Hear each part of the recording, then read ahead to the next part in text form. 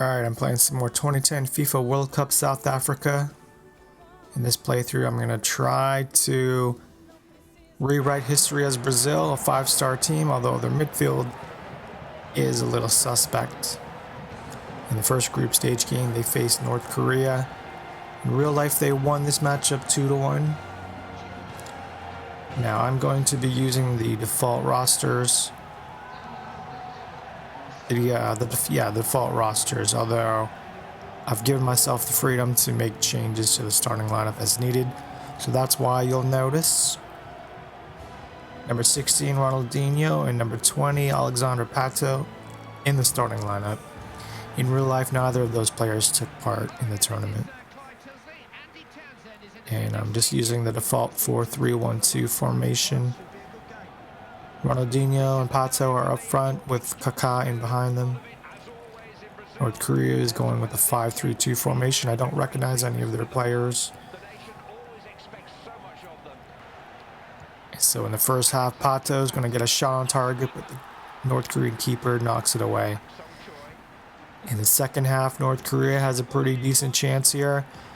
A good shot from about 14 yards away, but Julio Cesar knocks it away. Now in stoppage time, the captain Luciano is going to make a timely tackle to preserve a point for Brazil. Disappointing that they could not get a win against an undermatched opponent, but at the World Cup there are no bad teams. You have to remember that.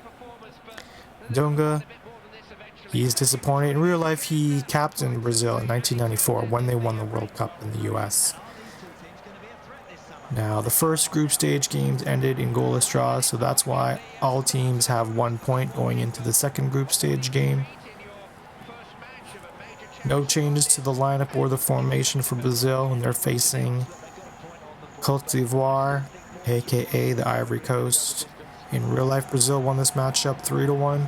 Number 15 Toure and number 11 Drogba are the key players for the Ivory Coast. So here's Ronaldinho. He's going to dribble toward the right touchline. He's got two players on his back. He turns, finds Kaka in the box, and he scores Karate Kid style to open his account and open Brazil's account for the tournament. But a couple of minutes later, Gervinho is going to dribble down the right side. At the corner of the 18-yard box, he finds Didier Drogba, who's waiting 6 yards away from the goal line, who heads the ball into the net. And just before halftime, Ronaldinho is going to open the scoring, his scoring account. He gets the pass, turns from 4 opposing players, and scores his first goal of the tournament. In the second half, long ball in to Gervinho. He shrugs off the Brazilian defender. Once again, he finds Didier Drogba waiting at the edge of the 6-yard box. The Ivory Coast's main man equalizes with another header. Now, late in regulation, here is Ronaldinho finding Pato with a nice side pass, no look. Pato scores in the 82nd minute. He opens his account. So Brazil's top 3 stars all contribute to their victory. Dunga is happy. A much needed win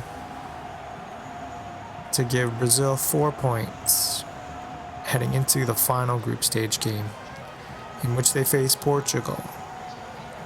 In real life, these two teams played to a goalless draw, and if Brazil ends up with a draw in this particular match, then they will advance because they are currently in second place. That might be hard because they're facing Cristiano Ronaldo, number 7, at the height of his powers. Now Dunga has made some changes to the midfield. Kaka is going to drop back. Luis Fabiano has been inserted to the starting lineup, as you'll notice. Now, if the Ivory Coast or even North Korea win their group stage game, then they will potentially leapfrog Brazil and possibly even Portugal. So nothing is guaranteed at this point, other than a draw for Brazil will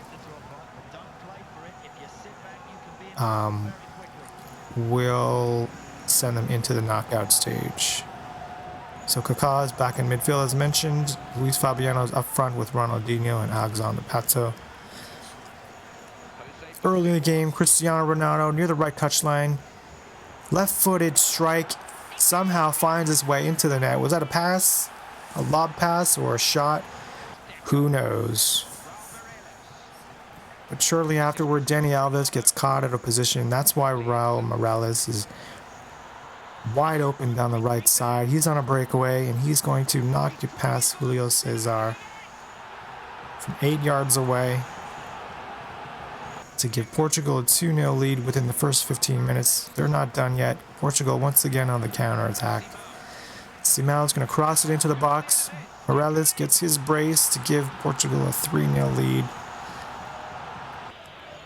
Just before halftime, Luis Fabiano, who's starting his first game of this World Cup, he shrugs off the Portuguese defender and knocks it past the keeper off the post and in.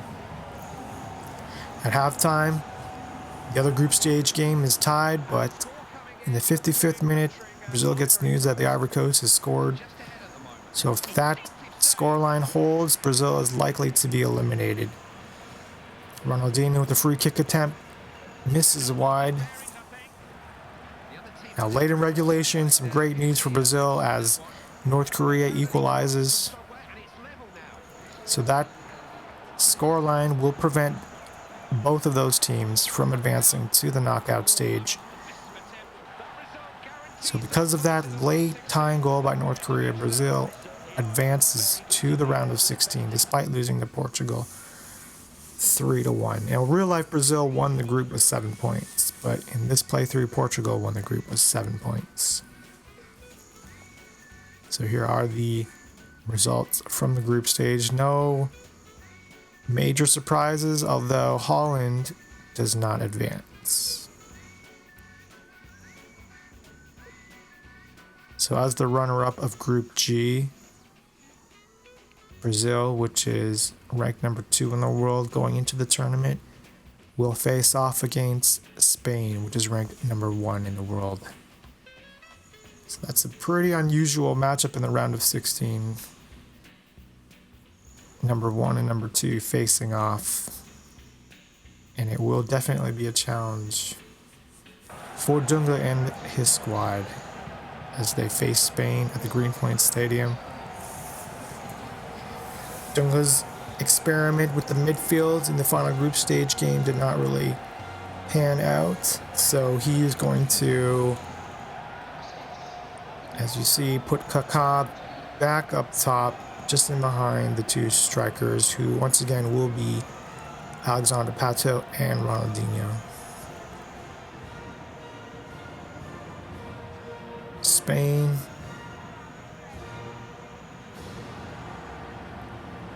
will be starting Machena, number 4, in place of Piqué, who apparently was injured. But otherwise, no surprises with their lineup or their formation.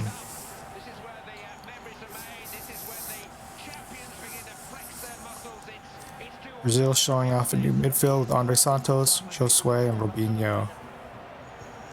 So corner kick early in the match by Spain. Brazil's not able to clear their end.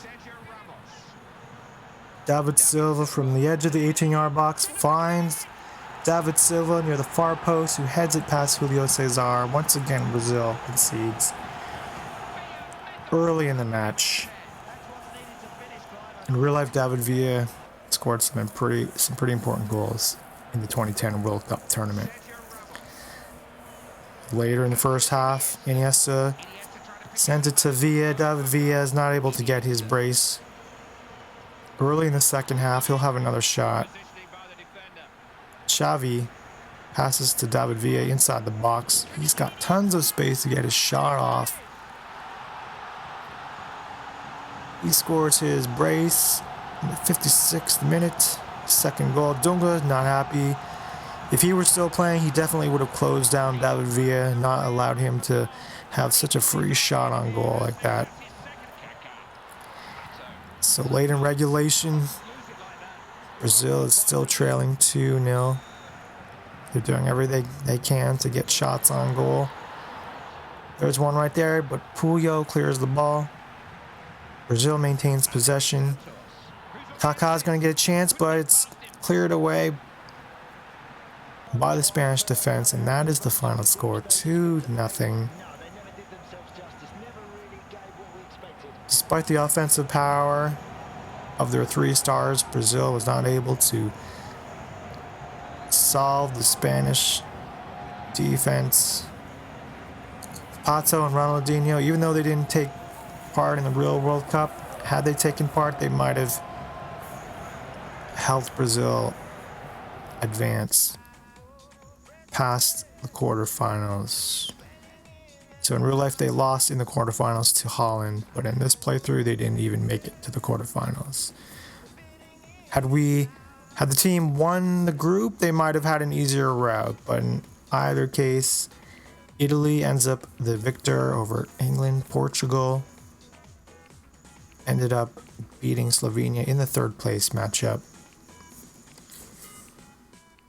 Now, it's been years since Brazil has won the World Cup in real life, so 2022 will be the 20th anniversary of their 2002 victory, so maybe they can win it then.